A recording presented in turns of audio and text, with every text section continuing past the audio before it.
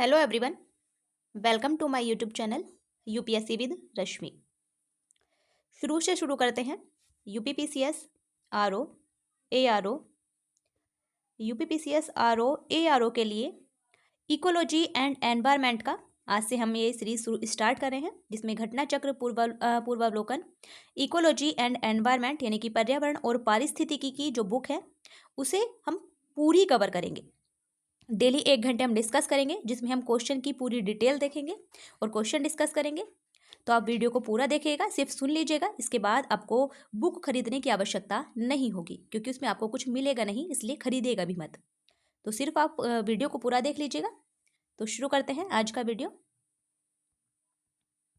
इसमें कुल 11 टॉपिक है, जिसके अंदर कई सब टॉपिक दिए गए हैं। तो आज हम जो डिस्कस करेंगे वो डिस्कस करेंगे पर्यावरण और सतत विकास। इससे रिलेटेड जो भी क्वेश्चंस पूछे गए हैं उन्हें हम पूरी डिटेल के साथ डिस्कस करेंगे। वीडियो को लाइक एंड शेयर जरूर कीजिएगा।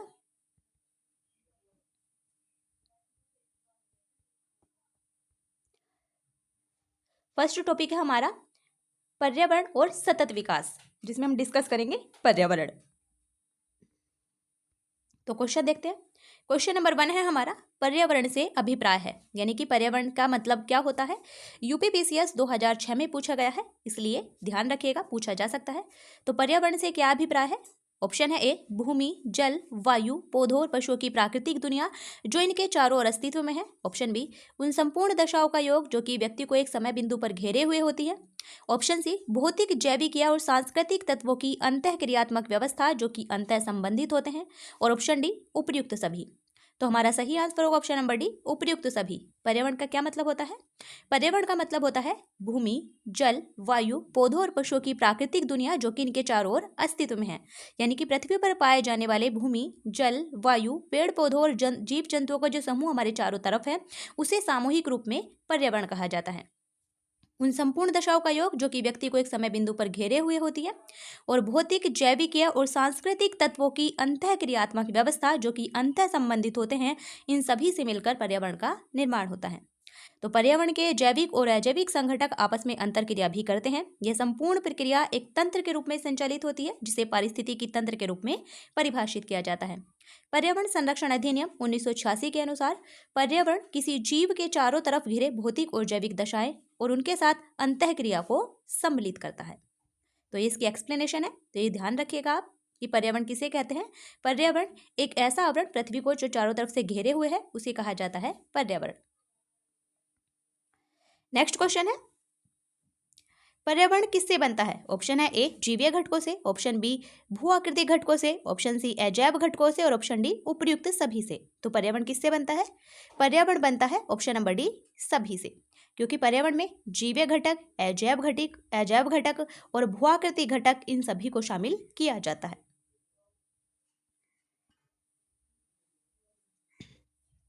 पर्यावरण एक अविभाज्य समष्टि है तथा जैविक और अजैविक तत्वों वाले पारस्परिक क्रियाशील तंत्रों से इसकी रचना होती है। इसमें जैविक, अजैविक यानी कि भौतिक और भू आकृति घटक, तीनों ही घटक शामिल होते हैं। नेक्स्ट क्वेश्चन है क्वेश्चन नंबर 3, सामान्यतः पर्यावरण को निम्न प्रकार से वर्गीकृत किया जा सकता है। निम्नलिखित में से कौन सा एक इस वर्गीकरण का अंश नहीं है। यूपीपीसीएस 2020 में पूछा गया था। ऑप्शन है ए, परिचालन पर्यावरण। ऑप्शन बी, भौतिक पर्यावरण। ऑप्शन सी, सांस्कृतिक पर्यावरण। और ऑप्शन डी, जैविक पर्यावरण। सामान्यतः पर्यावरण को हम 3 प्रकार से वर्गीकृत कर सकते हैं। एक भौतिक पर्यावरण यानी कि फिजिकल एनवायरनमेंट, दूसरा जैविक पर्यावरण यानी कि बायोलॉजिकल एनवायरनमेंट, और तीसरा होता है सांस्कृतिक पर्यावरण यानी कि कल्चरल एनवायरनमेंट। लेकिन परिचालन पर्यावरण पर्यावरण का अंग नहीं है, इसे पर्यावरण के रूप में वर्गीकृत नहीं किया जाता, इसलिए हमारा सही आंसर होगा ऑप्शन नंबर ए। इसकी एक्सप्लेनेशन देखते हैं। भौतिक पर्यावरण के अंतर्गत भू आकृतियां, भौतिक पर्यावरण के अंतर्गत क्या क्या शामिल किया जाता है। तो भौतिक पर्यावरण के अंतर्गत शामिल किया जाता है भू आकृतियां, जलाशय, जलवायु, मृदा, चट्टानें, खनिज, इन सभी को भौतिक पर्यावरण के अंतर्गत शामिल किया जाता है। सांस्कृतिक पर्यावरण यानी कि कल्चरल एनवायरनमेंट, सांस्कृतिक पर्यावरण के अंतर्गत क्या शामिल किया जाता है। सांस्कृतिक पर्यावरण के अंतर्गत शामिल करते हैं मानव निर्मित गतिविधियां, जैसे कि आर्थिक, सामाजिक और राजनीतिक स्थितियां शामिल होती हैं। जबकि जैविक पर्यावरण के अंतर्गत वनस्पतियां, जंतु, मानव सहित और सूक्ष्म जीव, ये सभी जैविक पर्यावरण यानी कि बायोलॉजिकल एनवायरनमेंट के अंतर्गत शामिल किए जाते हैं। तो इन्हें भी आपको ध्यान रखना है कि भौतिक पर्यावरण के अंतर्गत किन्हें शामिल किया जाता है, या जैविक पर्यावरण के अंतर्गत किसे शामिल किया जाता है, और सांस्कृतिक पर्यावरण के अंतर्गत किसे शामिल किया जाता है। नेक्स्ट देखते हैं, आगे है हमारा जो दूसरा सब टॉपिक है, इसमें पहला सब टॉपिक था पर्यावरण, दूसरा सब टॉपिक है हमारा धारणीय विकास या सतत विकास यानी कि सस्टेनेबल डेवलपमेंट। इससे रिलेटेड जो भी क्वेश्चन पूछे गए हैं उन्हें हम डिस्कस करते हैं। क्वेश्चन नंबर 1 है हमारा, कथन और कारण दिया गया है, हमें कूट की सहायता से बताना है कि कौन सा ऑप्शन सही है। कथन है हमारा, सतत विकास मानव समाज के कल्याण हेतु महत्वपूर्ण है। कथन हमारा बिल्कुल सही है कि सतत विकास यानी कि सस्टेनेबल डेवलपमेंट मानव समाज के कल्याण हेतु महत्वपूर्ण है। कारण है, सतत विकास से अभिप्राय एक ऐसे विकास से है जो कि भावी पीढ़ियों की जरूरतें पूरी करने की योग्यता को प्रभावित किए बिना वर्तमान समय की आवश्यकता पूरी करे। तो कारण भी हमारा सही है और कारण कथन की व्याख्या भी कर रहा है, इसलिए हमारा सही आंसर होगा ऑप्शन नंबर ए और आर दोनों सही हैं और आर ए की सही व्याख्या करता है। सतत विकास मानव समाज के कल्याण हेतु महत्वपूर्ण है। क्यों? क्योंकि सतत विकास से अभिप्राय एक ऐसे विकास से है जो कि भावी पीढ़ियों की जरूरतें पूरी करने की योग्यता को प्रभावित किए बिना वर्तमान समय की आवश्यकता पूरी करे। एक्सप्लेनेशन देख लेते हैं इसकी। यूपीपीसीएस 2019 में पूछा गया था। World commission on environment and development यानी कि WCED, world commission on environment and development के द्वारा वर्ष 1987 में एक रिपोर्ट प्रकाशित की गई थी। उस रिपोर्ट का नाम था अवर कॉमन फ्यूचर, जिसे ब्रटलैंड रिपोर्ट के नाम से भी जाना जाता है। उसके अनुसार सतत विकास से अभिप्राय एक ऐसे विकास से है जो कि भावी पीढ़ियों की जरूरतें पूरी करने की योग्यता को प्रभावित किए बिना वर्तमान समय की आवश्यकता पूरी करे। इसका तात्पर्य है, यानी कि इसका मतलब क्या है? इसका मतलब होता है कि मानव समाज का सतत भविष्य तभी सुनिश्चित हो सकता है जब आर्थिक गतिविधियों और मानव कल्याण के समर्थन हेतु आवश्यक जैव भौतिक और सामाजिक पारिस्थितिकीय परिस्थितियां पीढ़ी दर पीढ़ी पोषित यानी कि संदृढ़ की जा सके। यानी कि हमें आर्थिक विकास के साथ साथ पर्यावरण को भी सुरक्षित रखना होगा, वही सतत विकास है। नेक्स्ट क्वेश्चन है क्वेश्चन नंबर 2। वर्ष 1987 में संयुक्त राष्ट्र में पर्यावरण से संबंधित एक प्रतिवेदन की प्रस्तुति के उपरांत धारणीय विकास यानी कि सस्टेनेबल डेवलपमेंट पर चर्चा आरंभ हुई थी। वह प्रतिवेदन कौन सा था? ऑप्शन है ए जलवायु परिवर्तन पर पहला प्रतिवेदन, option B our common future, option C जलवायु परिवर्तन पर दूसरा प्रतिवेदन और ऑप्शन डी 5वां मूल्यांकन प्रतिवेदन। तो हमारा सही आंसर होगा option number B our common future. 1987 में जो ब्रटलैंड रिपोर्ट प्रकाशित की गई थी, जिसे हम कहते हैं, उसमें जो उसका शीर्षक था वो था अवर common future. World commission on environment and development के द्वारा जो 1987 में रिपोर्ट प्रकाशित की गई थी, जिसका नाम था अवर कॉमन फ्यूचर, उसके बाद ही धारणीय विकास यानी कि सस्टेनेबल डेवलपमेंट पर चर्चा होनी प्रारंभ हुई थी। तो इसलिए इसका सही answer option number B. Next question है हमारा क्वेश्चन नंबर 3। निम्नलिखित घटनाओं को काल अनुक्रम में व्यवस्थित करना है। तो सबसे पहला है हमारा रियो पृथ्वी शिखर सम्मेलन, यह हुआ था 1992 में। रियो पृथ्वी शिखर सम्मेलन जून 1992 में हुआ था। दूसरा है हमारा ब्रटलैंड आयोग रिपोर्ट का प्रकाशन। ब्रटलैंड आयोग रिपोर्ट का प्रकाशन हुआ था 1987 में, अप्रैल 1987 में। तीसरा है मॉन्ट्रियल प्रोटोकॉल का प्रवर्तन, वो हुआ था 1989 में, जनवरी 1989 में मॉन्ट्रियल प्रोटोकॉल का प्रवर्तन किया गया था। और चौथा है हमारा the limit to growth report का प्रकाशन। The limit to growth report का प्रकाशन किया गया था 1972 में। तो हमारा सही आंसर होगा, सबसे पहले हुआ था नंबर 4, उसके बाद प्रकाशित हुआ था 2, तो 4 के बाद 2 केवल एक ही ऑप्शन में है, ऑप्शन नंबर बी हमारा सही आंसर है। सबसे पहले the limit to growth report का प्रकाशन, इनके वर्ष याद रखिएगा। आपसे मिलान के लिए भी पूछा जा सकता है कि सूची 1 को सूची 2 से मिलाइए, या इस प्रकार भी पूछा जा सकता है, तो आपको दोनों को याद रखना है, इनके वर्ष आपको ध्यान रखने हैं। तो the limit to growth report का प्रकाशन वो किया गया था 1972 में। रियो पृथ्वी शिखर सम्मेलन का जो आयोजन है वो हुआ था जून 1992 में। ब्रटलैंड आयोग रिपोर्ट का प्रकाशन किया गया था 1987 में, अप्रैल 1987 में। और मॉन्ट्रियल प्रोटोकॉल का प्रवर्तन हुआ था जनवरी 1989 में। नेक्स्ट क्वेश्चन है क्वेश्चन नंबर 4। धारणीय विकास किसके उपयोग के संदर्भ में अंतर पीढ़ीगत संवेदनशीलता का विषय है? 2012 में पूछा गया है यूपीपीसीएस में। तो धारणीय विकास ऑप्शन है ए प्राकृतिक संसाधन, ऑप्शन बी भौतिक संसाधन, ऑप्शन सी औद्योगिक संसाधन और ऑप्शन डी सामाजिक संसाधन। हमारा सही आंसर होगा ऑप्शन नंबर ए प्राकृतिक संसाधन। जो धारणीय विकास है वो प्राकृतिक संसाधन के उपयोग के संदर्भ में अंतर पीढ़ीगत संवेदनशीलता का विषय है। एक्सप्लेनेशन देखते हैं। धारणीय विकास विकास की वह अवधारणा है जिसके तहत वर्तमान की आवश्यकताओं के साथ साथ भविष्य की आवश्यकताओं को भी ध्यान में रखा जाता है। धारणीय विकास प्राकृतिक संसाधनों के उपयोग के संदर्भ में अंतर पीढ़ीगत संवेदनशीलता का विषय है। धारणीय विकास का मुख्य उद्देश्य है पृथ्वी के प्राकृतिक संसाधनों का न्यायसंगत उपयोग, उनका संरक्षण और उनका उचित प्रबंधन।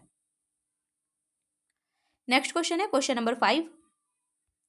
सतत विकास के लिए आवश्यक है? ऑप्शन है ए जैविक विविधता का संरक्षण, ऑप्शन बी प्रदूषण का निरोध एवं नियंत्रण, ऑप्शन सी निर्धनता को घटाना और ऑप्शन डी उपयुक्त सभी।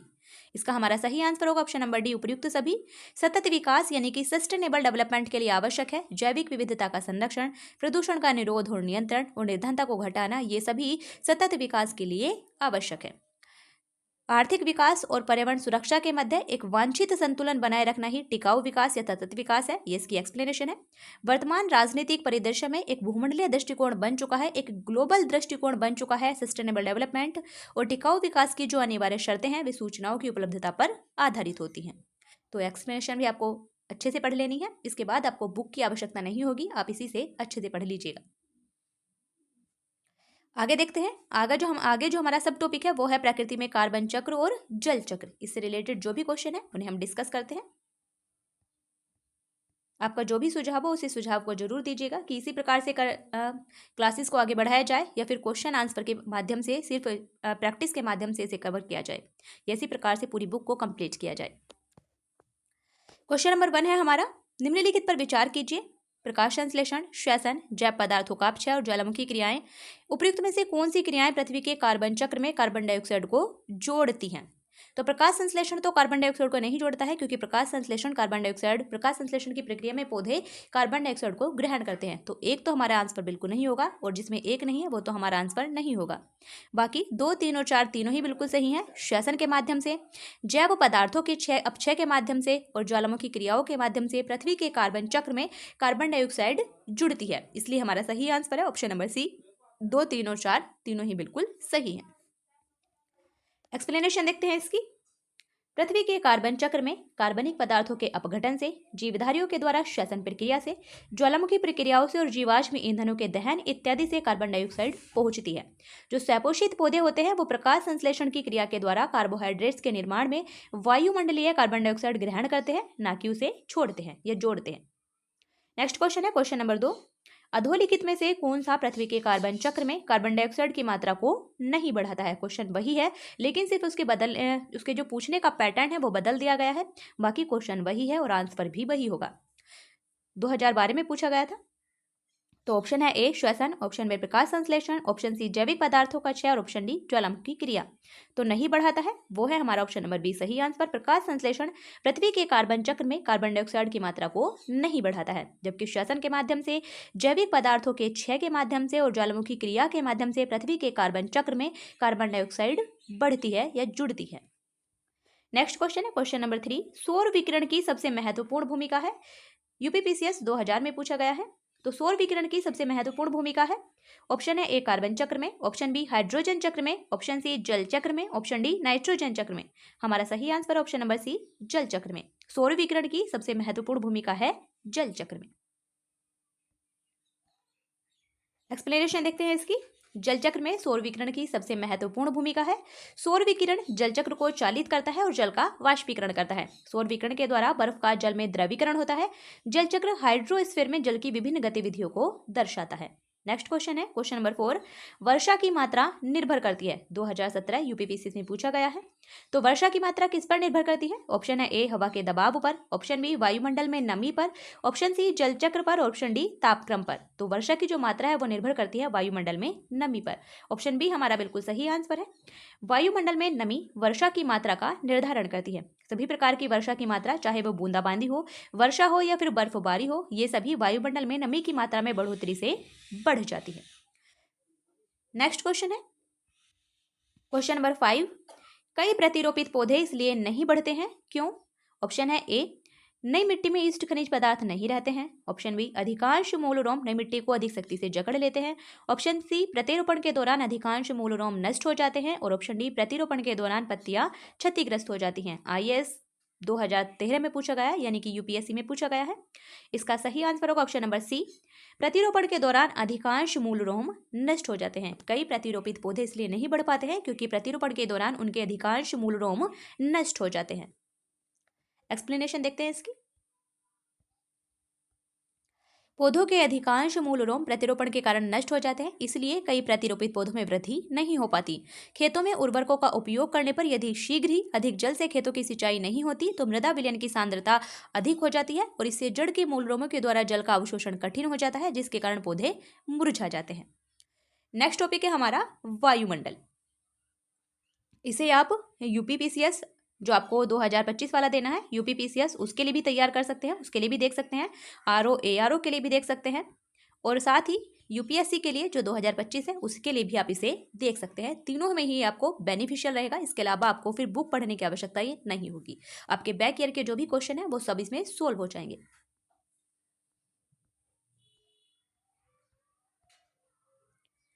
नेक्स्ट क्वेश्चन है यानी कि क्वेश्चन नंबर 1 है हमारा, पृथ्वी के चारों ओर गैसों के समूह को क्या कहते हैं? तो बहुत ही सिंपल क्वेश्चन है। पृथ्वी के चारों ओर गैसों के समूह को वायुमंडल कहते हैं। एक्सप्लेनेशन है, पृथ्वी के परित, परित का मतलब होता है चारों तरफ, पृथ्वी के परित यानी कि पृथ्वी के चारों तरफ विद्यमान गैसों यानी कि वायु के समूह को वायुमंडल कहते हैं। इसमें नाइट्रोजन, ऑक्सीजन, कार्बन डाइऑक्साइड और अन्य गैसें पाई जाती हैं। नेक्स्ट क्वेश्चन है, वायु क्या है? वायु एक मिश्रण है। ऑप्शन नंबर सी हमारा बिल्कुल सही आंसर होगा कि वायु एक मिश्रण है। मिश्रण क्या होता है? एक्सप्लेनेशन देखते हैं इसकी। मिश्रण एक ऐसा पदार्थ होता है जिसमें दो या अधिक तत्व या यौगिक किसी भी अनुपात में साधारण रूप से मिश्रित होते हैं, उसे कहा जाता है मिश्रण। और वायु विभिन्न गैसों का एक मिश्रण है और गैसों का यह मिश्रण वायुमंडल में पाया जाता है। नेक्स्ट क्वेश्चन है क्वेश्चन नंबर 3, निम्नलिखित नोबल गैसों में से कौन सी वायु में नहीं पाई जाती है? तो इनमें से हीलियम है, आर्गन है, रेडोन है और नियोन है। इनमें से कौन सी नोबल गैस है जो कि वायु में नहीं पाई जाती है? तो वो है रेडोन गैस। रेडोन गैस एक रेडियो एक्टिव नोबल गैस है। ये शुष्क वायु में नहीं पाई जाती है। शुष्क वायु में इसकी मात्रा बहुत ही नगण्य होती है, इसलिए हमारा सही आंसर ऑप्शन नंबर सी। जबकि हीलियम, आर्गन और नियोन ये थोड़ी थोड़ी मात्रा में वायुमंडल में पाई जाती हैं। नेक्स्ट क्वेश्चन है क्वेश्चन नंबर 4, शुष्क वायु में नाइट्रोजन की मात्रा होती है कितनी? तो शुष्क वायु में जो नाइट्रोजन की मात्रा होती है बहुत ही सिंपल क्वेश्चन है, जिसमें हमें ज़्यादा एक्सप्लेनेशन की आवश्यकता नहीं होगी। उसे हम डायरेक्ट ही सोल्व करेंगे ताकि हमारा टाइम बचे और हम ज़्यादा से ज़्यादा क्वेश्चन को कवर कर सकें। कम समय में हम ज़्यादा से ज़्यादा क्वेश्चन को कवर कर सकें, वही हमारा इसमें पर्पज़ है। तो शुष्क वायु में जो नाइट्रोजन की मात्रा होती है वो होती है 78% यानी कि 78%। एक्सप्लेनेशन देख लेते हैं। वायुमंडल में nitrogen, oxygen, argon, carbon dioxide, neon, helium इत्यादि गैसें उपस्थित रहती हैं और शुष्क वायु में घनत्व के अनुसार सर्वाधिक मात्रा होती है नाइट्रोजन की, जो कि एग्जैक्ट होती है 78.08%। नेक्स्ट क्वेश्चन है क्वेश्चन नंबर 5, वातावरण में सर्वाधिक प्रतिशत है तो किसका है? नाइट्रोजन का। वातावरण में सर्वाधिक गैस पाई जाती है नाइट्रोजन। नेक्स्ट क्वेश्चन है क्वेश्चन नंबर 6, हवा में जिस गैस की मात्रा सबसे अधिक है वह है नाइट्रोजन। कई बार ये क्वेश्चन रिपीट हो चुका है, तो गैस का नाम भी याद रखिएगा और उसकी मात्रा भी ध्यान रखिएगा। नेक्स्ट क्वेश्चन है क्वेश्चन नंबर 7, यदि पृथ्वी पर पाई जाने वाली वनस्पतियां यानी कि पेड़ पौधे समाप्त हो जाएं तो किस गैस की कमी हो जाएगी? तो यदि पृथ्वी पर पाई जाने वाली वनस्पतियां यानी कि पेड़ पौधे समाप्त हो जाएं तो ऑक्सीजन गैस की कमी हो जाएगी और कार्बन डाइऑक्साइड की वृद्धि हो जाएगी। तो हमसे पूछा गया है कि कमी हो जाएगी, तो वो हो जाएगी ऑक्सीजन गैस की। इसलिए हमारा सही आंसर ऑप्शन नंबर डी कि यदि पृथ्वी पर पाई जाने वाली वनस्पतियां यानी कि पेड़ पौधे समाप्त हो जाएं तो ऑक्सीजन गैस की कमी हो जाएगी। और अगर पूछा जाए कि किस गैस की मात्रा में वृद्धि हो जाएगी तो वो हो जाएगी कार्बन डाइऑक्साइड। एक्सप्लेनेशन देखते हैं। पेड़ पौधे प्राणवायु ऑक्सीजन का उत्सर्जन और वायुमंडल को दूषित करने वाली और ग्लोबल वार्मिंग के लिए जिम्मेदार गैस कार्बन डाइऑक्साइड का अवशोषण करते हैं। अगर वनस्पतियां नहीं होंगी तो ऑक्सीजन की कमी से पृथ्वी के जीवन पर घातक प्रभाव पड़ेगा। नेक्स्ट क्वेश्चन है क्वेश्चन नंबर 8, निम्नलिखित में से कौन सा कार्य पेड़ पौधों का नहीं है? तो इनमें से कौन सा कार्य पेड़ पौधों का नहीं है? ऑप्शन है ए कार्बन डाइऑक्साइड का अवशोषण। ये कार्य पेड़ पौधों का है। पेड़ पौधे कार्बन डाइऑक्साइड का अवशोषण करते हैं। ऑप्शन नंबर बी है शोर का अवशोषण। पौधे शोर का भी अवशोषण करते हैं, इसलिए ऑप्शन बी भी हमारा बिल्कुल सही है, ये पेड़ पौधों का कार्य है। ऑप्शन नंबर सी है वायु का प्रदूषण। पेड़ पौधे वायु का प्रदूषण नहीं करते हैं, बल्कि वायु प्रदूषण की रोकथाम में पेड़ पौधे सहायक होते हैं। इसलिए हमारा सही आंसर होगा ऑप्शन नंबर सी कि ये पेड़ पौधों का कार्य नहीं है। पेड़ पौधे वायु का प्रदूषण नहीं करते हैं। ऑप्शन नंबर डी है ऑक्सीजन की विमुक्ति। तो पेड़ पौधे ऑक्सीजन छोड़ते हैं, ये भी बिल्कुल सही है, ये भी पेड़ पौधों का कार्य है। एक्सप्लेनेशन है इसकी, पेड़ पौधे कार्बन डाइऑक्साइड का अवशोषण करके ऑक्सीजन की विमुक्ति करते हैं। विभिन्न क्षेत्रों में सड़कों के किनारे हरे वृक्षों की कतारें खड़ी की जाती है। आपने देखा होगा कि सड़कों के किनारे हरे वृक्षों की कतारें जो खड़ी की जाती है वो ध्वनि प्रदूषण से बचने के लिए ही की जाती है। पेड़ पौधे वायु प्रदूषण नहीं करते हैं, बल्कि वायु प्रदूषण की रोकथाम में सहायता करते हैं। नेक्स्ट टॉपिक है हमारा पर्यावरण सुरक्षा यानी कि एनवायरमेंटल सिक्योरिटी। पर्यावरण सुरक्षा हमारा नेक्स्ट टॉपिक है। इससे रिलेटेड जो भी क्वेश्चन है उन्हें देख लेते हैं। क्वेश्चन नंबर 1 है हमारा, पर्यावरण अपकर्ष से अभिप्राय है। तो पर्यावरण अपकर्ष का क्या मतलब होता है? ऑप्शन है ए, पर्यावरणीय गुणों का पूर्ण रूप से निम्नीकरण, बिल्कुल सही है। पर्यावरण अपकर्ष का मतलब होता है पर्यावरणीय गुणों का पूर्ण रूप से निम्नीकरण। ऑप्शन बी है, मानवीय क्रियाकलापों से विपरीत परिवर्तन लाना, यह भी बिल्कुल सही है। पर्यावरण अपकर्ष का मतलब होता है कि मानवीय क्रियाकलापों से पर्यावरण में जो भी विपरीत परिवर्तन आते हैं उसे भी पर्यावरण अपकर्ष कहा जाता है। ऑप्शन नंबर सी है, पारिस्थितिकी विभिन्नता के परिणाम स्वरूप पारिस्थितिकी असंतुलन, ये भी हमारा बिल्कुल सही है। तो हमारा सही आंसर होगा ऑप्शन नंबर डी, पर्यावरण अपकर्ष का मतलब यही होता है, पर्यावरण के गुणों का पूर्ण रूप से निम्नीकरण, मानवीय क्रियाकलापों से विपरीत परिवर्तन आना, पारिस्थितिकी विभिन्नता के परिणाम स्वरूप पारिस्थितिकी असंतुलन, ये सभी पर्यावरणीय अपकर्ष है। एक्सप्लेनेशन देखते हैं। प्राकृतिक आवास का विनाश, जैव विविधता की हानि या प्राकृतिक संसाधनों के क्षरण होने से पर्यावरण को होने वाले नुकसान को पर्यावरण अपकर्ष कहते हैं। नेक्स्ट क्वेश्चन है क्वेश्चन नंबर 2, अपक्षय का विचार संबंधित है। अपक्षय का मतलब क्या होता है? तो अपक्षय जो है वो एक प्राकृतिक प्रक्रिया है। इसका मतलब होता है चट्टानों का अपने ही स्थान पर ढीली होकर, विदीर्ण होकर चट्टानों का है अपने ही स्थान पर टूट फूट जाना, उसे कहा जाता है अपक्षय। तो अपक्षय क्या है? अपक्षय एक प्राकृतिक प्रक्रिया है जो कि चट्टानों को सूक्ष्म कणों में विभक्त करती है। हमारा बिल्कुल सही आंसर होगा ऑप्शन नंबर सी। एक्सप्लेनेशन है इसकी, अपक्षय चट्टानों की टूट फूट की वह क्रिया है जिसके अंतर्गत चट्टानें विघटन और वियोजन के द्वारा ढीली पड़कर और विदीर्ण होकर अपने ही स्थान पर बिखर कर रह जाती हैं, उसे कहा जाता है अपक्षय। नेक्स्ट क्वेश्चन है क्वेश्चन नंबर 3, निम्न में से किस एक का संबंध पर्यावरणीय सुरक्षा से नहीं है? ऑप्शन है ए, धारणीय विकास, ऑप्शन बी, गरीबी कम करना, ऑप्शन सी, वातानुकूलन, ऑप्शन डी, कागज के थैलों का उपयोग। हमारा सही आंसर होगा ऑप्शन नंबर बी, गरीबी कम करना। गरीबी कम करने का पर्यावरणीय सुरक्षा से कोई डायरेक्ट संबंध नहीं है, जबकि धारणीय विकास, वातानुकूलन और कागज के थैलों का उपयोग, इनका पर्यावरणीय सुरक्षा से डायरेक्ट संबंध है। एक्सप्लेनेशन देखते हैं। धारणीय विकास और कागज के थैलों का उपयोग ये पर्यावरणीय सुरक्षा के सकारात्मक पहलू से संबंधित है, जबकि जो वातानुकूलन है, वातानुकूलन का पर्यावरणीय सुरक्षा के नकारात्मक पहलू से संबंध है। जबकि गरीबी कम करने से पर्यावरण पर सकारात्मक और नकारात्मक दोनों ही प्रभाव पड़ते हैं। और अगर हम दूसरे दृष्टिकोण से देखें तो गरीबी का पर्यावरण से अप्रत्यक्ष संबंध है, प्रत्यक्ष संबंध नहीं है, जबकि धारणीय विकास, कागज के थैलों का उपयोग और वातानुकूलन का पर्यावरण से प्रत्यक्ष संबंध है। नेक्स्ट टॉपिक है हमारा धारणीय विकास यानी कि सस्टेनेबल डेवलपमेंट। इससे रिलेटेड जो भी क्वेश्चन है उन्हें हम डिस्कस कर लेते हैं।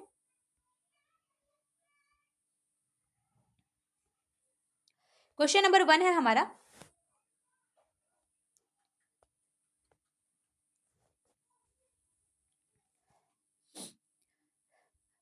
दो कथन दिए गए हैं, हमें बताना है कूट की सहायता से कि कौन सा ऑप्शन सही है। कथन नंबर 1 है हमारा, धारणीय विकास लक्ष्य पहली बार 1972 में एक वैश्विक विचार मंडल यानी कि थिंक टैंक ने, जिसे क्लब ऑफ रोम कहा जाता था, प्रस्तावित किया था। तो कथन 1 हमारा बिल्कुल गलत है, क्योंकि धारणीय विकास लक्ष्य यानी कि सस्टेनेबल डेवलपमेंट गोल्स जो हैं वो सबसे पहले 2012 में Rio+20 सम्मेलन में प्रस्तावित किए गए थे। तो कथन 1 हमारा गलत है। ऑप्शन नंबर यानी कि कथन 2 है हमारा, धारणीय विकास लक्ष्य 2030 तक प्राप्त किए जाने हैं। तो कथन 2 हमारा बिल्कुल सही है, जो धारणीय विकास लक्ष्य हैं वो 2030 तक प्राप्त किए जाने हैं। हमारा सही आंसर है ऑप्शन नंबर बी, केवल 2 कथन सही है। एक्सप्लेनेशन देखते हैं।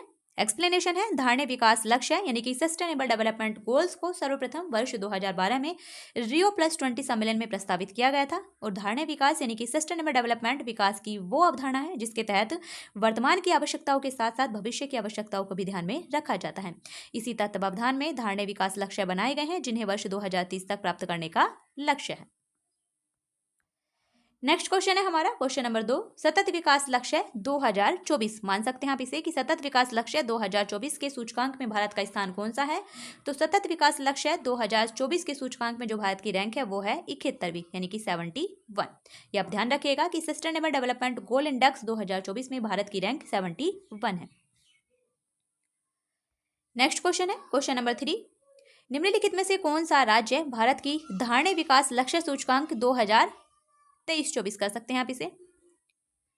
तो 23-24 के शीर्ष 5 राज्यों की सूची में नहीं है, तो वो सही आंसर होगा, बिल्कुल सही होगा option number 1, Gujarat.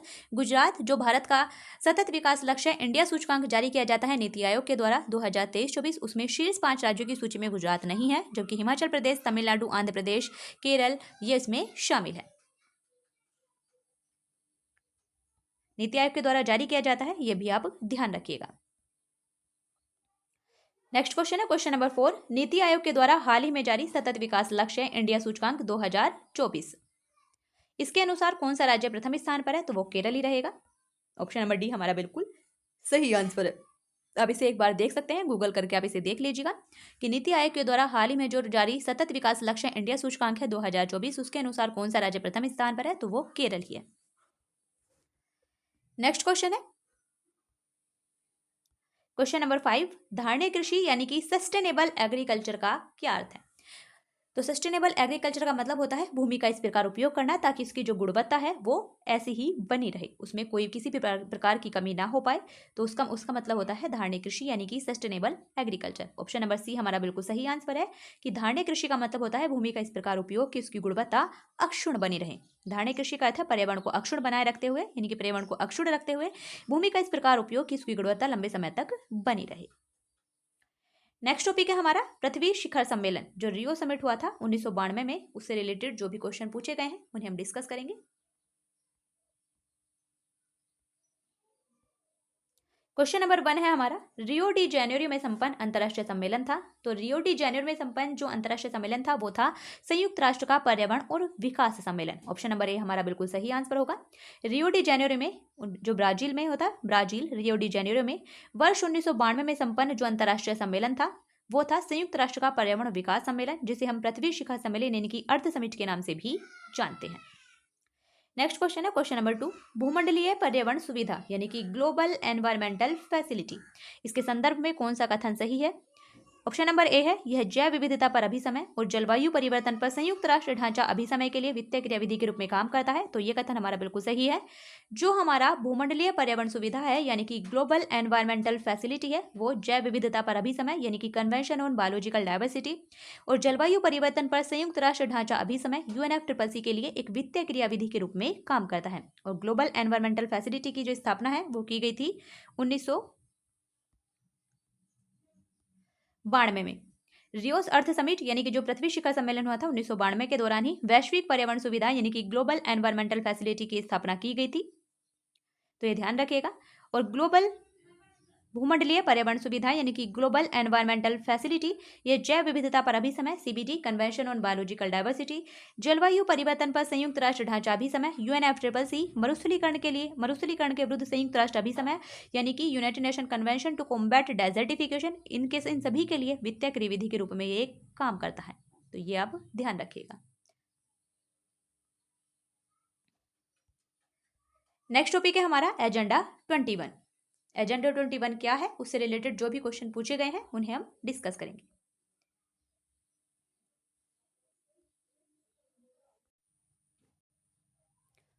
Question number 1 है हमारा, समाचारों में कभी कभी दिखने वाले एजेंडा 21 के संदर्भ में निम्नलिखित कथनों पर विचार कीजिए। कथन नंबर 1 है, यह धारणीय विकास के लिए एक वैश्विक कार्य योजना है। तो कथन 1 हमारा बिल्कुल सही है। एजेंडा 21 धारणीय विकास यानी कि सस्टेनेबल डेवलपमेंट के लिए एक वैश्विक कार्य योजना है। कथन नंबर 2 है, 2002 में जोहान्सबर्ग में हुए धारणीय विकास पर विश्व शिखर सम्मेलन में इसकी उत्पत्ति हुई थी। तो कथन 2 हमारा गलत है, क्योंकि इसे 1992 के अर्थ समिट में इसकी उत्पत्ति हुई थी, इसलिए कथन 2 हमारा गलत है। हमारा सही आंसर होगा केवल कथन 1 सही है, यानी कि ऑप्शन नंबर ए हमारा सही आंसर है। UPSC 2016 में ये पूछा गया है। एक्सप्लेनेशन देखते हैं इसकी। एजेंडा 21 धारणीय विकास यानी कि सस्टेनेबल डेवलपमेंट के लिए एक वैश्विक कार्य योजना है। ब्राजील की राजधानी रियो डी जेनेरियो में वर्ष 1992 में पर्यावरण और विकास सम्मेलन आयोजित किया गया था, जिसे अर्थ समिट यानी कि पृथ्वी शिखर सम्मेलन भी कहा जाता है। इसमें सम्मिलित देशों ने धारणीय विकास के लिए एक कार्यवाही योजना स्वीकृत की थी, जिसे एजेंडा 21 के नाम से जाना जाता है। नेक्स्ट क्वेश्चन है क्वेश्चन नंबर 2, पृथ्वी शिखर सम्मेलन का आयोजन कहाँ किया गया था? तो पृथ्वी शिखर सम्मेलन का आयोजन किया गया था ब्राजील की राजधानी रियो डी जेनेरियो में। ऑप्शन नंबर बी हमारा बिल्कुल सही आंसर होगा। एक्सप्लेनेशन है, संयुक्त राष्ट्र संघ के द्वारा पर्यावरण और सतत विकास पर पहला पृथ्वी शिखर सम्मेलन वर्ष 1992 में रियो डी जेनेरियो ब्राजील में आयोजित किया गया था। अंतर्राष्ट्रीय स्तर पर पर्यावरण संरक्षण और विकास की दिशा में ये महत्वपूर्ण प्रयास था।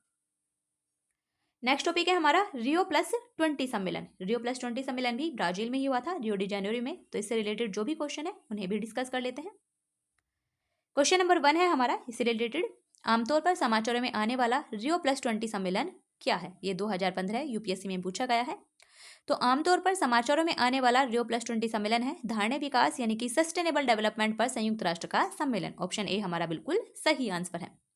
एक्सप्लेनेशन है रियो+20 सम्मेलन धारणीय विकास पर संयुक्त राष्ट्र सम्मेलन का लघु नाम है, इसे शॉर्ट में कहते हैं रियो+20 सम्मेलन। क्यों? क्योंकि ये सम्मेलन जून 2012 में किया गया था, रियो डी जेनेरियो ब्राजील में संपन्न हुआ था। और ये सम्मेलन वर्ष 1992 में ब्राजील के शहर रियो डी जेनेरियो में जो पृथ्वी शिखर सम्मेलन आयोजित किया गया था उसकी 20वीं वर्षगांठ के उपलक्ष्य में ये फिर से ब्राजील में ही आयोजित किया गया था। इसी कारण से इसे रियो+20 सम्मेलन के नाम से जाना जाता है। और 2002 में जोहान्सबर्ग दक्षिण अफ्रीका में है। तो 2002 में जो सम्मेलन आयोजित किया गया था वो किया गया था जोहान्सबर्ग दक्षिण अफ्रीका में। ये भी आपको ध्यान रखना है। उसकी 2002 में जोहान्सबर्ग में आयोजित विश्व सतत विकास सम्मेलन की 10वीं वर्षगांठ के उपलक्ष्य में आयोजित किया गया था। तो अगर हम रियो डी जेनेरियो सम्मेलन जो पृथ्वी शिखर सम्मेलन हुआ था 1992 में उससे लगाएंगे तो उसका है उससे 20 वर्ष, उसकी 20वीं वर्षगांठ है। और 2002 का जो जोहान्सबर्ग का सम्मेलन था उसकी 10वीं वर्षगांठ है। नेक्स्ट क्वेश्चन है हमारा क्वेश्चन नंबर 2। पृथ्वी सम्मेलन +5 यह आयोजित हुआ था। पृथ्वी सम्मेलन +5 आयोजित किया गया था 1997 में। हमारा सही आंसर होगा ऑप्शन नंबर डी। इसकी एक्सप्लेनेशन देखते हैं। वर्ष 1992 में विश्व भर के जो नेता थे वो ब्राजील के शहर रियो डी जेनेरियो में पृथ्वी शिखर सम्मेलन में आयोजित हुए थे, एकत्रित हुए थे। यह हमने देख लिया था कि 1992 में पृथ्वी शिखर सम्मेलन ब्राजील के शहर रियो डी जेनेरियो में आयोजित किया गया था। लेकिन उसके ठीक 5 वर्षों के बाद इस ब्राजील इसमें जो ये अर्थ शिखर सम्मेलन हुआ था 1992 का, इसमें एजेंडा 21 की घोषणा की गई थी, वो हमने अभी देखा था। तो ठीक 5 वर्षों के बाद फिर से जून 1997 के मध्य न्यूयॉर्क में संयुक्त राष्ट्र महासभा ने एक विशेष बैठक का आयोजन किया था। इसका उद्देश्य था इस बैठक का जो उद्देश्य था वो था एजेंडा 21 को लागू करने की दिशा में उठाए गए कदमों का मूल्यांकन करना, कि एजेंडा 21 को लागू करने की दिशा में विभिन्न देशों के द्वारा क्या कदम उठाए गए हैं उनका मूल्यांकन करने के लिए ठीक 5 वर्षों के बाद जून 1997 में न्यूयॉर्क में संयुक्त राष्ट्र महासभा ने एक विशेष बैठक का आयोजन किया था। और इसीलिए इसे, क्योंकि 1992 से 5 वर्ष के बाद हुआ था, इसीलिए इसे पृथ्वी सम्मेलन +5 या रियो+5 के नाम से जाना जाता है। नेक्स्ट क्वेश्चन है क्वेश्चन नंबर 3। रियो+20 घोषणा पत्र का शीर्षक क्या था? तो उसका शीर्षक था the future we want. Option number A हमारा बिल्कुल सही आंसर है कि द फ्यूचर वी वांट, ऐसा भविष्य जो हम चाहते हैं, वो उसका शीर्षक था। एक्सप्लेनेशन है रियो+20 सम्मेलन का आयोजन प्रथम पृथ्वी शिखर सम्मेलन यानी कि रियो डी जेनेरियो 1992 में जो ब्राजील में आयोजित किया गया था उसके 20 वर्ष पूरे होने के पश्चात किया गया था ब्राजील में ही। वर्ष 2012 में ब्राजील के रियो डी जेनेरियो में आयोजित रियो+20 सम्मेलन के घोषणा पत्र का जो शीर्षक था वो था द फ्यूचर वी वांट। इस मसौदे में इस जो एक घोषणा पत्र था इसमें क्या था? इसमें जनसंख्या नियंत्रण, गरीबी उन्मूलन, सतत विकास, सामाजिक समानता, इन सभी पहलुओं पर विचार किया गया था। आप देख लीजिएगा किसी भी सम्मेलन में ये मुद्दे तो होंगे ही, जनसंख्या नियंत्रण, गरीबी उन्मूलन, सतत विकास, सामाजिक समानता, ज़्यादा से ज़्यादा आतंकवाद, इन सभी मुद्दों पर चर्चा होनी ही है। नेक्स्ट क्वेश्चन है क्वेश्चन नंबर 4। पहला पृथ्वी शिखर सम्मेलन कहाँ हुआ था? तो पहला पृथ्वी शिखर सम्मेलन हुआ था रियो डी जेनेरियो में। ऑप्शन सी हमारा बिल्कुल सही आंसर है। नेक्स्ट क्वेश्चन है क्वेश्चन नंबर 5। हरित अर्थव्यवस्था पर कार्रवाई के लिए भागीदारी यानी कि partnership, PAG, partnership for action on green economy, जो कि अपेक्षाकृत हरित और अधिक समावेशी अर्थव्यवस्था की ओर देशों के संक्रमण में सहायता देने के लिए संयुक्त राष्ट्र की एक क्रियाविधि है। ये आविर्भूत हुई थी, यानी कि हरित अर्थव्यवस्था पर कार्रवाई के लिए भागीदारी, ये कब उत्पत्ति हुई थी, इसका कब विकास हुआ था? तो इसका विकास किया गया था रियो डी जेनेरियो में 2012 के संधारणीय विकास पर संयुक्त राष्ट्र सम्मेलन में ही इसका आविर्भूत हुआ था। ये वहीं पर इसकी उत्पत्ति हुई थी। हमारा सही answer option number B. Explanation है इसकी। वर्ष 2012 में संयुक्त राष्ट्र सतत विकास सम्मेलन यानी कि रियो+ सम्मेलन का आयोजन रियो डी जेनेरियो ब्राजील में किया गया था। और इसी सम्मेलन में हरित अर्थव्यवस्था में रुचि रखने वाले देशों को समर्थन प्रदान करने के लिए सरकारों आदि से कार्यवाही का आह्वान किया गया। और इसी आह्वान पर संयुक्त राष्ट्र की प्रत्यक्ष प्रतिक्रिया के फलस्वरूप हरित अर्थव्यवस्था पर कार्रवाई के लिए भागीदारी यानी कि PAG, partnership for action on green economy का सृजन किया गया था। नेक्स्ट टॉपिक है हमारा विभिन्न संगठन और संस्थान। इससे रिलेटेड जो क्वेश्चन है उन्हें डिस्कस करते हैं। क्वेश्चन नंबर 1 है हमारा राष्ट्रीय पर्यावरण अभियांत्रिकी शोध संस्थान यानी कि NEERI, national environment engineering research institute, इसका पूरा नाम है। इंग्लिश में national environment engineering research institute NEERI राष्ट्रीय पर्यावरण अभियांत्रिकी शोध संस्थान ये कहाँ स्थित है? तो ये स्थित है नागपुर में, महाराष्ट्र में। ऑप्शन सी हमारा बिल्कुल सही आंसर है। राष्ट्रीय पर्यावरण अभियांत्रिकी शोध संस्थान यानी कि नीरी महाराष्ट्र राज्य के नागपुर शहर में स्थित है और नीरी भारत सरकार के विज्ञान और प्रौद्योगिकी मंत्रालय के अधीन कार्य करता है। ये भी आपको ध्यान रखना है कि नीरी किस मंत्रालय के अधीन काम करता है। तो नीरी भारत सरकार के विज्ञान और प्रौद्योगिकी मंत्रालय के अधीन कार्य करता है। देख लीजिएगा कितनी बार ये पूछा जा चुका है। नेक्स्ट क्वेश्चन है, राष्ट्रीय पर्यावरण अभियांत्रिकी शोध संस्थान यानी कि नीरी वही कब और कहां स्थापित किया गया था? तो नागपुर में स्थापित किया गया था 1958 में। ऑप्शन नंबर बी हमारा बिल्कुल सही आंसर है। राष्ट्रीय पर्यावरण अभियांत्रिकी शोध संस्थान यानी कि national environmental engineering research institute NEERI, इसकी स्थापना की गई थी 1958 में नागपुर महाराष्ट्र में और ये वर्तमान में इसके निदेशक हैं डॉक्टर अतुल नारायण वैद। ये भी ध्यान रखिएगा। नेक्स्ट क्वेश्चन है हमारा क्वेश्चन नंबर 3, NEA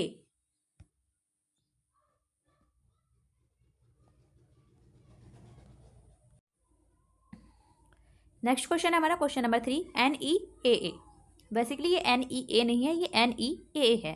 यहाँ देखिएगा ये NEAA है यानी कि नेशनल एनवायरमेंटल एपिलिएट अथॉरिटी। इसका पूरा नाम है नेशनल एनवायरमेंटल एपिलिएट अथॉरिटी।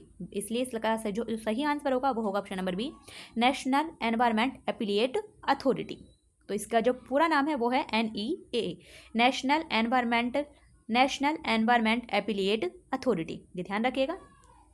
इसका गठन केंद्रीय वन और पर्यावरण मंत्रालय के द्वारा किया गया है और इसे कुछ प्रतिबंधित क्षेत्रों में ऐसे मामलों की देखरेख के लिए जिनमें पर्यावरण मंजूरी आवश्यक होती है उसके लिए स्थापित किया गया था।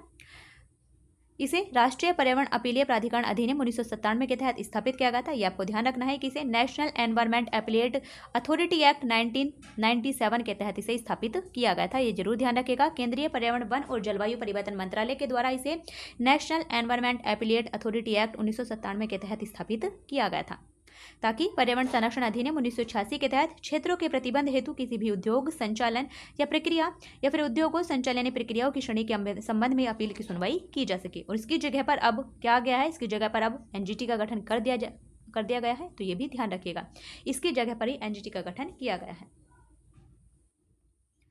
नेक्स्ट क्वेश्चन है हमारा क्वेश्चन नंबर 4, विश्व मौसम विज्ञान संगठन का मुख्यालय कहाँ स्थित है? तो विश्व मौसम विज्ञान संगठन WMO वर्ल्ड मेट्रोलॉजिकल ऑर्गेनाइजेशन का मुख्यालय है जेनेवा स्विट्जरलैंड में। हमारा सही आंसर ऑप्शन नंबर ए।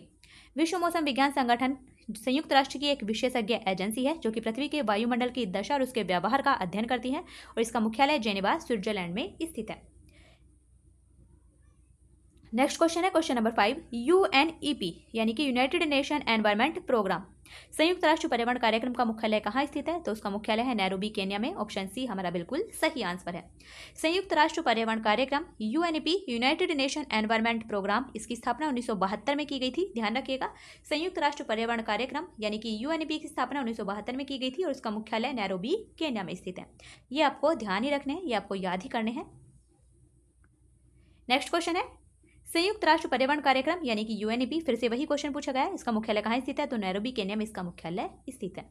नेक्स्ट क्वेश्चन है क्वेश्चन नंबर 7, EPA का पूर्ण रूप है, EPA का मतलब है एनवायरमेंटल प्रोटेक्शन एजेंसी। ये अमेरिका की संघीय एजेंसी है, environmental protection agency. Option number C हमारा बिल्कुल सही आंसर है। एनवायरमेंटल प्रोटेक्शन एजेंसी ये संयुक्त राष्ट्र अमेरिका की संघीय एजेंसी है। नेक्स्ट क्वेश्चन है question number 8, green peas international का मुख्यालय कहाँ स्थित है? तो ग्रीन पीस इंटरनेशनल का मुख्यालय है एम्स्टर्डम नीदरलैंड में। ये ग्रीन पीस इंटरनेशनल एक गैर सरकारी पर्यावरण संगठन है और इसका मुख्यालय एम्स्टर्डम नीदरलैंड में स्थित है। नेक्स्ट क्वेश्चन है क्वेश्चन नंबर 9, हाल ही में संयुक्त राष्ट्र पर्यावरण सभा के छठे सत्र का आयोजन किया जा चुका है। चौथा नहीं बल्कि छठे सत्र का आयोजन किया गया था और वो किया गया था नैरोबी केन्या में।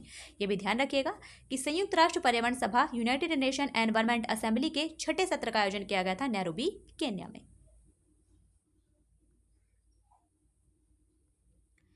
नेक्स्ट क्वेश्चन है हमारा यानी कि नेक्स्ट टॉपिक है हमारा पर्यावरण संरक्षण से संबंधित अधिनियम। पर्यावरण संरक्षण से संबंधित जो भी अधिनियम से रिलेटेड क्वेश्चन पूछे गए हैं उसे हम डिस्कस करते हैं। क्वेश्चन नंबर 1 है हमारा, भारत में पर्यावरण संरक्षण अधिनियम पारित हुआ था। तो भारत में पर्यावरण संरक्षण अधिनियम पारित हुआ था 1986 में। ये क्वेश्चन कई बार पूछा जा चुका है, इसलिए इसे ध्यान रखिएगा कि भारत में पर्यावरण संरक्षण अधिनियम द एनवायरमेंट प्रोटेक्शन एक्ट 1986 में ये लागू हुआ था, पूरे भारत में लागू हुआ था, पूरे भारत में लागू है। नेक्स्ट क्वेश्चन है क्वेश्चन नंबर 2, पर्यावरण के परिरक्षण और संरक्षण हेतु पर्यावरण संरक्षण अधिनियम भारत सरकार के द्वारा कब पारित किया गया था? तो 1986 में। ऑप्शन ए हमारा बिल्कुल सही आंसर है। एक्सप्लेनेशन है इसकी, पर्यावरण के परिरक्षण और संरक्षण हेतु पर्यावरण संरक्षण अधिनियम the environment protection act Bharat में वर्ष 1986 में पारित हुआ था और इसे छाता विधान यानी कि अम्ब्रेला लेजिस्लेशन के रूप में भी जाना जाता है। ध्यान रखिएगा, पर्यावरण संरक्षण अधिनियम 1986 को छाता विधान यानी कि अम्ब्रेला लेजिस्लेशन के नाम से भी जाना जाता है। वर्ष 1972 में इसका गठन क्यों किया गया था? पर्यावरण संरक्षण अधिनियम 1986 क्यों बनाया गया था? क्योंकि वर्ष 1972 में स्टॉकहोम जो सम्मेलन आयोजित किया गया था, स्टॉकहोम में आयोजित संयुक्त राष्ट्र के प्रथम मानव पर्यावरण सम्मेलन के निर्णयों को कार्यान्वित करने के उद्देश्य से भारत सरकार ने पर्यावरण संरक्षण अधिनियम 1986 पारित किया था।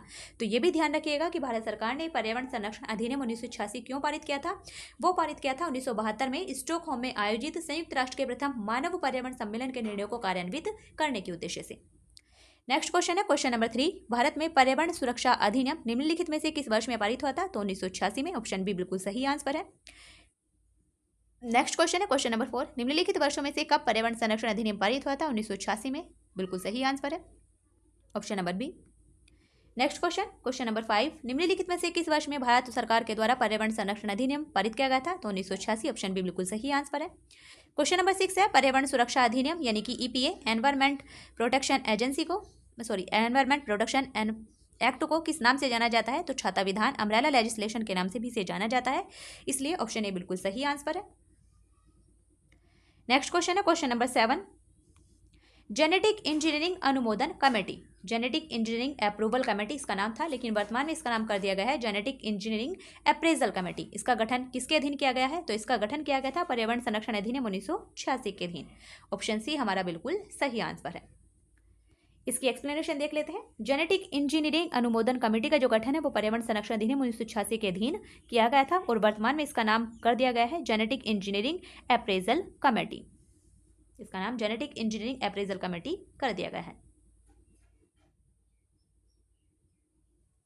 नेक्स्ट क्वेश्चन है क्वेश्चन नंबर 8, निम्न में से कौन पर्यावरण संतुलन के संरक्षण से संबंधित है? तो वन नीति, पर्यावरण सुरक्षा अधिनियम 1986, औद्योगिक नीति और शिक्षा नीति, इन सभी का संबंध पर्यावरण संतुलन के संरक्षण से है, इसलिए हमारा सही आंसर ऑप्शन नंबर डी।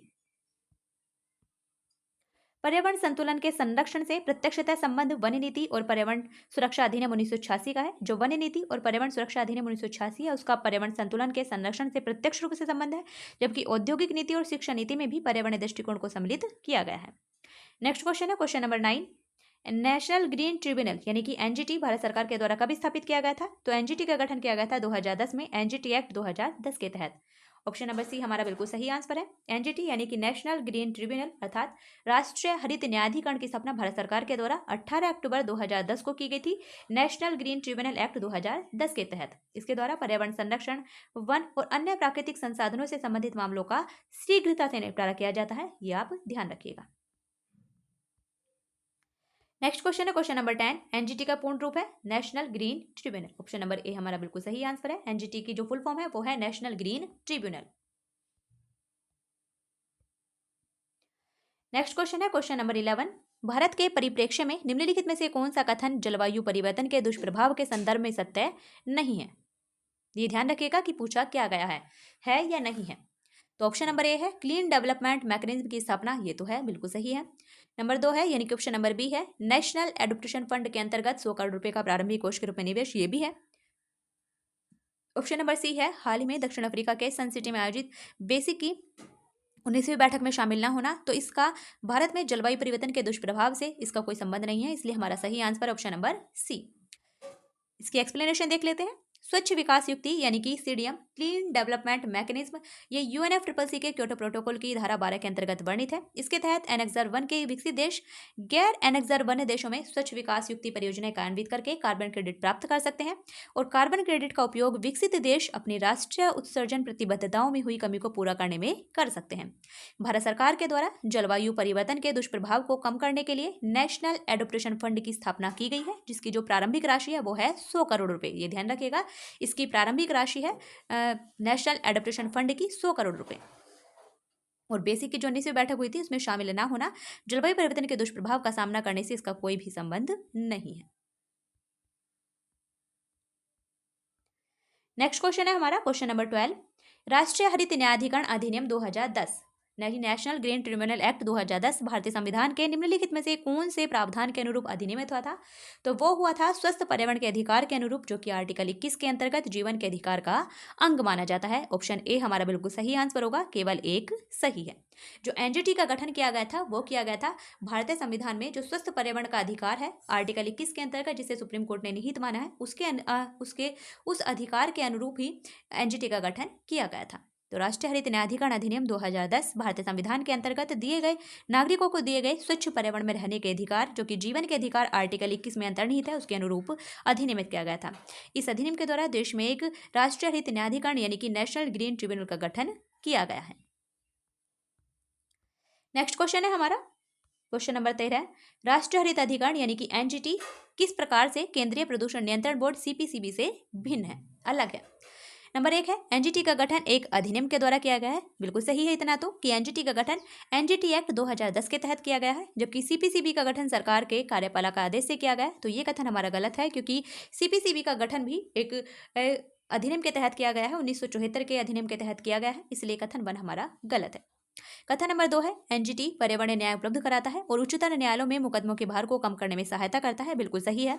जबकि सीपीसीबी झरनों और कुओं की सफाई को प्रोत्साहित करता है और देश में वायु की गुणवत्ता में सुधार लाने का लक्ष्य रखता है। तो कथन 2 हमारा बिल्कुल सही है। हमारा सही आंसर होगा ऑप्शन नंबर बी, ये केवल 2 सही है। राष्ट्रीय हरित अधिकरण की स्थापना यानी कि एनजीटी की स्थापना 18 अक्टूबर 2010 को की गई थी। राष्ट्रीय हरित अधिकरण अधिनियम 2010 के तहत वनों और अन्य प्राकृतिक संसाधनों के पर्यावरण संरक्षण से संबंधित मामलों के प्रभावी और तीव्र निपटान के लिए इसकी स्थापना की गई थी एनजीटी की। जबकि सीपीसीबी यानी कि सेंट्रल पोल्यूशन कंट्रोल बोर्ड, केंद्रीय प्रदूषण नियंत्रण बोर्ड, एक सांविधिक संगठन, एक स्टैट्यूटरी बॉडी है जिसका गठन सितंबर 1974 में किया गया था जल प्रदूषण निवारण और नियंत्रण अधिनियम 1974 के तहत। तो ध्यान रखिएगा कि सीपीसीबी का गठन किस अधिनियम के तहत किया गया है? सीपीसीबी का गठन जल प्रदूषण निवारण और नियंत्रण अधिनियम 1974 के तहत किया गया था सितंबर 1974 में। पर्यावरणीय मुद्दों पर राष्ट्रीय हरित न्यायाधिकरण का समर्पित क्षेत्राधिकार द्रुत गति से पर्यावरण न्याय उपलब्ध कराता है और उच्चतम न्यायालयों में मुकदमे के भार को कम करने में मदद करता है। और जल प्रदूषण निवारण और नियंत्रण अधिनियम 1974 तथा वायु प्रदूषण निवारण और नियंत्रण अधिनियम 1981 में वर्णित सीपीसीबी के मुख्य कार्यों में नदियों और कुओं की स्वच्छता को बढ़ावा देना और देश में वायु की गुणवत्ता में सुधार करना शामिल है। नेक्स्ट टॉपिक है हमारा पर्यावरण परीक्षा उपयोगी तथ्य। पहला जो हमारा टॉपिक था पर्यावरण और सतत विकास, उसका ये लास्ट टॉपिक है। इससे रिलेटेड जो भी क्वेश्चन पूछे गए उन्हें भी हम डिस्कस कर लेते हैं। क्वेश्चन नंबर 1 है हमारा, कथन और कारण दिए गए हैं। कथन है हमारा प्राकृतिक वनस्पति जलवायु का सही सूचकांक है। तो कथन हमारा बिल्कुल सही है, प्राकृतिक वनस्पति जलवायु का सही सूचकांक है। कारण है जलप्रिय पौधे आर्द्र जलवायु में पाए जाते हैं। कारण भी हमारा बिल्कुल सही है और कारण कथन की व्याख्या भी कर रहा है, इसलिए हमारा सही आंसर है ऑप्शन नंबर ए। एक्सप्लेनेशन देखते हैं। प्राकृतिक वनस्पति जलवायु का सही सूचकांक है और वातावरण में कार्बन डाइऑक्साइड की बढ़ती मात्रा से हो रहे जलवायु परिवर्तन से प्राकृतिक वनस्पति में भी परिवर्तन हो रहे हैं। जैसे जैसे जलवायु में परिवर्तन होता जाता है वैसे वैसे प्राकृतिक वनस्पति में भी परिवर्तन होता जाता है। जलप्रिय पौधे यानी कि वाटर लविंग प्लांट्स का जलवायु की आर्द्रता कम होने पर क्षरण होने लगता है, इसलिए जलप्रिय पौधे आर्द्र जलवायु में ही पाए जाते हैं। नेक्स्ट क्वेश्चन है हमारा क्वेश्चन नंबर 2, इको मार्क उन भारतीय उत्पादों को दिया जाता है जो कि पर्यावरण के प्रति मैत्रीपूर्ण हो। ऑप्शन नंबर सी हमारा बिल्कुल सही आंसर है कि इको मार्क का जो प्रमाण पत्र है उन भारतीय उत्पादों को दिया जाता है जो कि पर्यावरण के प्रति मैत्रीपूर्ण हो। नेक्स्ट क्वेश्चन है क्वेश्चन नंबर 3, इको मार्क प्रतीक किससे संबंधित है? तो इको मार्क प्रतीक जो है उसका संबंध है पर्यावरण के लिए सुरक्षित सामग्री से। ऑप्शन बी हमारा बिल्कुल सही आंसर है। क्वेश्चन नंबर 4 है हमारा, पर्यावरण अनुकूल उपभोक्ता उत्पादों को चिन्हित करने के लिए सरकार ने आरंभ किया है। तो पर्यावरण अनुकूल उपभोक्ता उत्पादों को चिन्हित करने के लिए सरकार के द्वारा इको मार्क शुरू किया गया है। 1991 से ये इको मार्क का प्रमाण पत्र दिया जा रहा है। पर्यावरण अनुकूल उपभोक्ता उत्पादों को भारत सरकार के द्वारा 1991 से इको मार्क का प्रमाण पत्र दिया जाता है। ब्यूरो ऑफ इंडियन स्टैंडर्ड के द्वारा दिया जाता है, ये भी ध्यान रखिएगा। ब्यूरो ऑफ इंडियन स्टैंडर्ड के द्वारा ये दिया जाता है। नेक्स्ट क्वेश्चन है क्वेश्चन नंबर 5। वर्ष 1962 में प्रकाशित पुस्तक साइलेंट स्प्रिंग, जिससे कि विश्व के पर्यावरण आंदोलन को गति मिली, उसके लेखक कौन है? तो 1962 में एक पुस्तक प्रकाशित हुई थी, सितंबर 1962 में, साइलेंट स्प्रिंग। इसके बाद ही विश्व के पर्यावरण आंदोलन को गति मिली थी। उसके लेखक हैं Rachel Carson. Option number C हमारा बिल्कुल सही आंसर है। साइलेंट स्प्रिंग पर्यावरण विज्ञान से संबंधित एक पुस्तक है, जिसकी लेखिका है अमेरिकी जीव विज्ञानी और संरक्षणविद रेचल कार्सन, और ये पुस्तक सितंबर 1962 में प्रकाशित हुई थी। नेक्स्ट क्वेश्चन है क्वेश्चन नंबर 6। नगरीकरण और औद्योगिकरण हानिकारक है? संतुलित विकास के लिए बिल्कुल सही है। पर्यावरण एवं पारिस्थिति के लिए बिल्कुल सही है। जैव विविधता के संरक्षण के लिए बिल्कुल सही है। ऑप्शन नंबर डी हमारा बिल्कुल सही आंसर होगा, उपयुक्त सभी के लिए। नगरीकरण और औद्योगिकरण, संतुलित विकास, पर्यावरण और पारिस्थितिकी तथा जैव विविधता के संरक्षण, इन तीनों के लिए ही हानिकारक है। नेक्स्ट क्वेश्चन है क्वेश्चन नंबर 7। हरित विकास यानी कि ग्रीन डेवलपमेंट का लेखक कौन है? तो हरित विकास यानी कि ग्रीन डेवलपमेंट का लेखक है WM एडम्स। हरित विकास यानी कि ग्रीन डेवलपमेंट के लेखक हैं WM एडम्स। नेक्स्ट क्वेश्चन है हमारा क्वेश्चन नंबर 8। प्राकृतिक कृषि का अन्वेषक कौन है? तो प्राकृतिक कृषि का अन्वेषक है मसानोबू फुकुओका। ऑप्शन नंबर ए हमारा बिल्कुल सही आंसर है। प्राकृतिक कृषि के अन्वेषक मसानोबू फुकुओका है और वे एक जापानी किसान और दार्शनिक थे। नेक्स्ट क्वेश्चन है हमारा क्वेश्चन नंबर 9। पर्यावरण संरक्षण के लिए ग्रीन आर्मी को किसने प्रारंभ किया था? तो पर्यावरण संरक्षण के लिए ग्रीन आर्मी को लॉन्च किया गया था ऑस्ट्रेलिया के द्वारा। ऑप्शन नंबर सी हमारा बिल्कुल सही आंसर है। क्वेश्चन नंबर 10 है हमारा। 20वीं सदी के 80 के दशक के मध्य विकास के नकारात्मक पक्षों पर विस्तार से चर्चा की गई। निम्नलिखित में से कौन सा एक उनमें महत्वपूर्ण नहीं था? तो ऑप्शन ए है हमारा प्राकृतिक संसाधनों का क्षरण, इस पर भी चर्चा की गई थी। ऑप्शन बी है पर्यावरण प्रदूषण, इस पर भी चर्चा की गई थी। ऑप्शन डी है हमारा जन सामान्य का विस्थापन और पुनर्वास, इस पर भी चर्चा की गई थी। लेकिन ऑप्शन सी राजनीति और विकास का संबंध पर्यावरण से नहीं है, इसलिए इस पर चर्चा नहीं की गई थी। हमारा सही आंसर होगा ऑप्शन नंबर सी। 20वीं सदी के 80 के दशक के मध्य विकास के नकारात्मक पक्षों पर विस्तार से चर्चा की गई थी और इस चर्चा में प्राकृतिक संसाधनों का क्षरण, पर्यावरण प्रदूषण, जन सामान्य का विस्थापन और पुनर्वास, ये सभी मुख्य मुद्दे थे, मुख्य विषय थे, लेकिन राजनीति और विकास पर चर्चा नहीं की गई थी। नेक्स्ट क्वेश्चन है हमारा क्वेश्चन नंबर 11। पलाचीमाड़ा जो कि पर्यावरण की अपार क्षति के कारण चर्चा में था, तो वो केरल में स्थित है। ऑप्शन नंबर सी हमारा बिल्कुल सही आंसर होगा।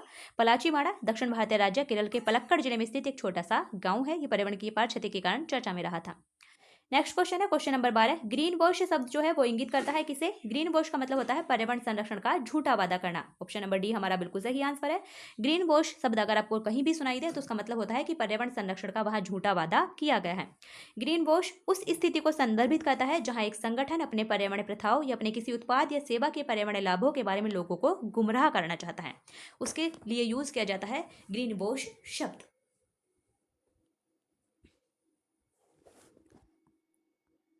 नेक्स्ट क्वेश्चन है हमारा क्वेश्चन नंबर 13।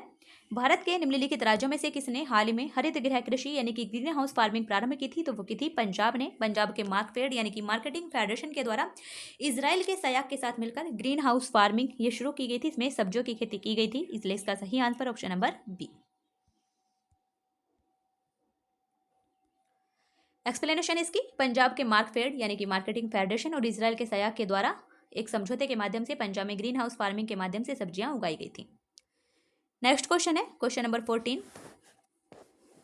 अपने वार्षिक सर्वेक्षण के परिणाम के रूप में नेशनल ज्योग्राफिक सोसाइटी और अंतर्राष्ट्रीय मतदान कंपनी ग्लोब स्कै ने ग्रीन डेक्स 2009 स्कोर के तहत भारत को शीर्ष स्थान दिया था। तो ग्रीन डेक्स क्या है, ये आपको ध्यान रखना है। ग्रीन डेक्स 2009 स्कोर के तहत भारत को इन्होंने शीर्ष स्थान दिया था। तो वह स्कोर क्या है, यानी कि जो ग्रीन डेक्स स्कोर है वो क्या है? तो वो है विभिन्न देशों में पर्यावरणीय रूप से धारणीय उपभोक्ता व्यवहार का मापक। ऑप्शन बी हमारा बिल्कुल सही आंसर है। ये ग्रीन डेक्स जो स्कोर है वो है विभिन्न देशों में पर्यावरणीय रूप से धारणीय उपभोक्ता व्यवहार का मापक। इसके अनुसार क्या किया जाता है, इस इंडेक्स में विभिन्न देशों में पर्यावरणीय रूप से धारणीय उपभोक्ता व्यवहार के अनुसार अंक दिया जाता है। नेक्स्ट क्वेश्चन है क्वेश्चन नंबर 15। विश्व पर्यावरण दिवस जिस तारीख को मनाया जाता है तो वो है 5 जून। विश्व पर्यावरण दिवस प्रत्येक वर्ष 5 जून को मनाया जाता है और प्रथम विश्व पर्यावरण दिवस मनाया गया था 1974 को। क्यों मनाया गया था? क्योंकि 5 जून 1972 को स्टॉकहोम सम्मेलन आयोजित किया गया था। तो स्टॉकहोम अंतर्राष्ट्रीय शिखर सम्मेलन वर्ष 1972 में 5 जून को ही आयोजित किया गया था, जो कि पर्यावरण पर पहला वैश्विक शिखर सम्मेलन था और इसी सम्मेलन में 5 जून को पर्यावरण दिवस मनाने का निर्णय भी लिया गया था। नेक्स्ट क्वेश्चन है क्वेश्चन नंबर 16। विश्व पर्यावरण दिवस मनाया जाता है 5 जून को। ऑप्शन नंबर बी हमारा बिल्कुल सही आंसर है।